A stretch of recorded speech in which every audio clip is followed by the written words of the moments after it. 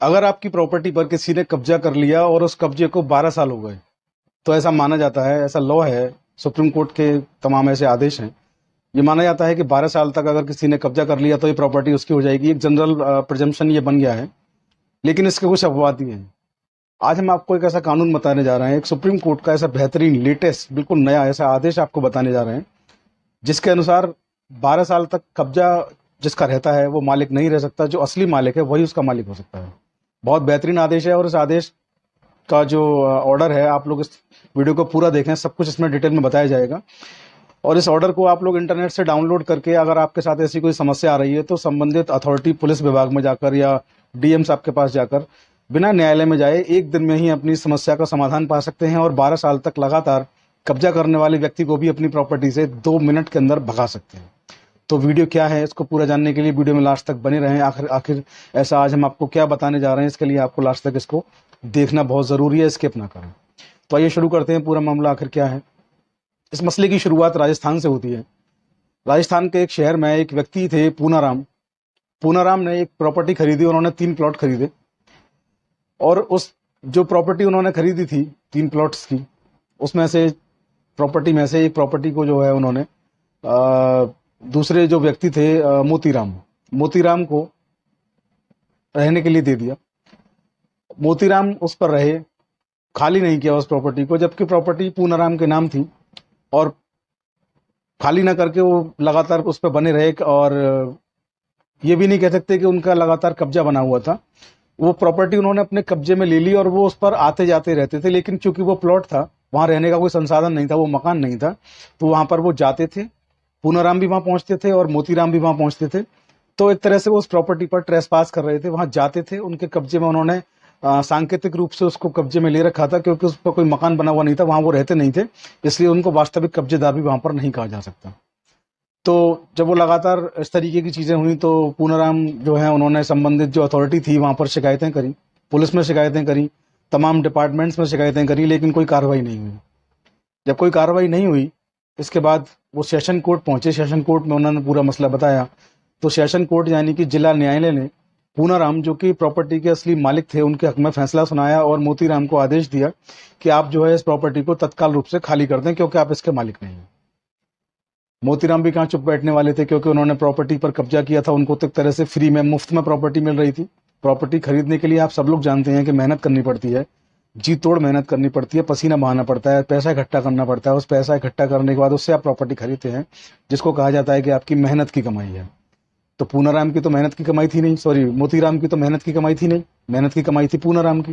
पूनाराम अपनी मेहनत की कमाई के लिए लड़ रहे थे, मोतीराम तो बस कब्जा किए जा रहे थे। उनको लग रहा था कि सब कुछ हमारा हो गया, बिना मेहनत के, बस हम दबंग हैं तो हम कब्जा कर लिए। पूनाराम के जो सेशन कोर्ट का फैसला आया पूनाराम के फेवर में, उसको लेकर के मोतीराम जो है जोधपुर हाईकोर्ट गए। जोधपुर हाईकोर्ट ने पूरे मामले को देखा, और जोधपुर हाईकोर्ट ने, चूंकि पूरे मसले को इस दौरान 12 साल हो चुके थे, तो उन्होंने कहा कि 12 साल हो चुके हैं और ऐसा लॉ है कि 12 साल हो चुके हैं, तो अब कब्जा जो है वो कब्जेदार के पास ही रहेगा, और मालिक भी वही माने जाएंगे, क्योंकि 12 साल से वो लगातार कब्जे में है, इसलिए माना जाएगा कि कब्जा उनका है और प्रॉपर्टी उनके नाम होगी। यहाँ जोधपुर हाईकोर्ट, राजस्थान हाईकोर्ट ने वो फैसला जो था, जो कब्जा धारक था मोतीराम, उसके नाम पर सुना दिया। क्योंकि पूनाराम की मेहनत की कमाई थी, पूनाराम चुप रहने वाले नहीं थे, वो सुप्रीम कोर्ट पहुंचे और हाई कोर्ट के इस आदेश के विरुद्ध उन्होंने याचिका दाखिल की, रिट दाखिल की। जब सुप्रीम कोर्ट में याचिका दाखिल हुई, रिट दाखिल हुई, तो सुप्रीम कोर्ट ने पूरे मामले को देखा, सोचा, समझा, और बहुत अच्छा, इसमें बहुत ऐसा एक आदेश दिया जो एक आम आदमी को, भारत के एक आम आदमी को बहुत राहत देने वाला है। क्योंकि मैंने देखा है कि लाखों करोड़ों लोग इस चीज से पीड़ित हैं कि कोई व्यक्ति उनकी प्रॉपर्टी पर 12 साल तक लगातार बने रहता है, हाथ जोड़ता है, पैर छूता है कि भैया पैसे नहीं है, खाली कर देंगे, कुछ भी कह के, मान मनोबल करके, खुशामद करके रहता है। और जब 12 साल हो जाते हैं तो फिर वो दांत दिखाने लगता है, कहता है कि अब जो करा जाए कर लो, खाली नहीं करूंगा। तो सुप्रीम कोर्ट ने ऐसे ही एक आम आदमी की बात को सुना और बहुत अच्छा, बहुत स्पेशल जो ऑर्डर इस पर जारी किया, बहुत शानदार, वो ये है। सुप्रीम कोर्ट ने ये कहा कि चूंकि 12 साल तक लगातार कब्जे में आपके में रहती है, तो आप उसके मालिक हो जाते हैं, ये एक अलग लॉ है।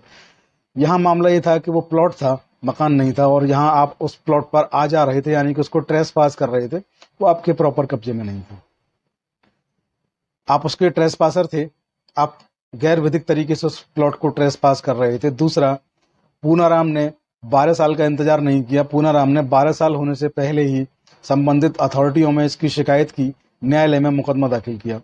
संबंधित अथॉरिटियों में जो उन्होंने शिकायत दाखिल की उसको 12 साल से पहले ही उन्होंने शिकायत दाखिल कर दी थी। तो चूंकि 12 साल से पहले ही मामला संज्ञान में आ चुका था, इसलिए ये नहीं कहा जा सकता कि 12 साल तक लगातार मोतीराम कब्जा धारक रहे। सुप्रीम कोर्ट ने कहा इस मामले में कि 12 साल तक आप कब्जे में लगातार नहीं रहे, आपके खिलाफ शिकायतें पहले से ही आना शुरू हो गई 12 साल की समय सीमा से पहले से। दूसरा, आप इस जमीन पर वास्तविक रूप से कब्जा धारक नहीं थे, केवल ट्रेस पासर थे, आप दबंगई से इस प्लॉट को कब्जा किए हुए थे, इसलिए तत्काल रूप से तुरंत रूप से इसको आप छोड़ दें, ये आपके हित में है। और सुप्रीम कोर्ट ने ऑर्डर दिया कि इस प्लॉट को पूनाराम तुरंत अपने कब्जे में लें और चाहें तो पुलिस बल का सहायता लेकर बलपूर्वक इसको छुड़वा सकते हैं। उन्होंने अपने आदेश में लिखा कि ऐसा कोई भी प्लॉट अगर हो तो उसको पुलिस की सहायता लेकर, पुलिस बल का प्रयोग करके भी आप लोग खाली करवा सकते हैं। तो मामला बहुत अच्छा, बहुत शानदार, बहुत बेहतरीन सुप्रीम कोर्ट का आम आदमी के हित में। इस केस की जो साइटेशंस हैं, जो केस के पार्टीज के नाम है, वो आप लोग नोट कर लें, बताई दे रहा हूँ। इस केस का नाम है पूनाराम बनाम मोतीराम, 2019 का सुप्रीम कोर्ट का ये आदेश है और ये एक SLP थी, स्पेशली पिटीशन, और इसका नंबर था 4527/2009, यानी कि 4527/2009 का ये मुकदमा था। तो इस पूरे मामले में आप लोगों के साथ अगर ऐसा कुछ होता है तो आप लोगों को 2-3 चीज़ों पर बहुत ध्यान देने की, बहुत फोकस करने की ज़रूरत है। नंबर 1 तो ये, ऐसा कुछ भी होता है तो तुरंत जैसे ही आपको पता लगता है, आप लोग इंतजार ना करें। आपको लगता है कि संबंधित व्यक्ति मेरा मकान या प्लॉट खाली नहीं करेगा, उसको किसी वकील के माध्यम से, अपने वकील के माध्यम से आप लोग लीगल नोटिस तुरंत तत्काल रूप से दें, वो रिकॉर्ड के रूप में रहता है। संबंधित अथॉरिटी में, पुलिस में, प्रशासन में उनकी शिकायत करें और संभव हो सके तो न्यायालय में भी उनके विरुद्ध बात दायर कर दें। 12 साल की समय सीमा के भीतर अगर आप लोग ऐसा कर देते हैं तो निश्चित जानिए आपके कब्जा धारक को कब्जा छोड़ना पड़ेगा, जाना पड़ेगा। और सबसे बेहतरीन चीज़ इसमें ये रहेगी कि जो मैंने ऑर्डर बताया है इंटरनेट से, इसको आप लोग निकालें, सर्च करें। आप लोग चाहें तो हमारी व्हाट्सएप टीम से संपर्क कर सकते हैं, वो कुछ शुल्क लेकर के आपको इसकी कॉपी उपलब्ध करा देंगे। इस ऑर्डर की कॉपी अपने पास रखें और अपनी एक एप्लीकेशन अपने जिले के SSP या DM के नाम लिखें और उसमें लिखें कि इस केस में सुप्रीम कोर्ट ने कहा है कि कब्जा खाली करना होगा, इसकी कॉपी साथ में संलग्न कर रहा हूँ, मेरा प्लॉट ये है और इस पर इस व्यक्ति ने कब्जा कर रखा है, जिसने कब्जा कर रखा हो उसका नाम, पता, डिटेल उस प्रार्थना पत्र में लिखें और लिखें कि सुप्रीम कोर्ट के इस आदेश के अनुसार इस प्लॉट को कब्जा मुक्त कराएं, खाली कराएं।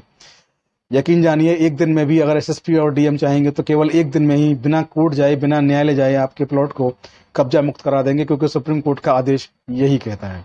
तो आज के वीडियो में इतना ही। आप लोग इस वीडियो को, मेरी गुजारिश है कि ज़्यादा से ज़्यादा लोगों तक शेयर करें, ज़्यादा से ज़्यादा लोगों तक वीडियो पहुंचेगा तो ज़्यादा से ज़्यादा लोगों की मदद हो पाएगी, उनकी हेल्प हो पाएगी। इसके साथ ही आप लोगों से निवेदन कि ऑफिशियल प्रतीक चौधरी और चौधरी लीगल एसोसिएट दोनों यूट्यूब चैनल को आप लोग सब्सक्राइब जरूर करें और आप लोग हमें फेसबुक और इंस्टाग्राम पर भी फॉलो कर सकते हैं, शेयर कर सकते हैं। ID सेम है, चौधरी लीगल एसोसिएट। आज के वीडियो में इतना ही। जय हिंद, जय भारत, नमस्कार।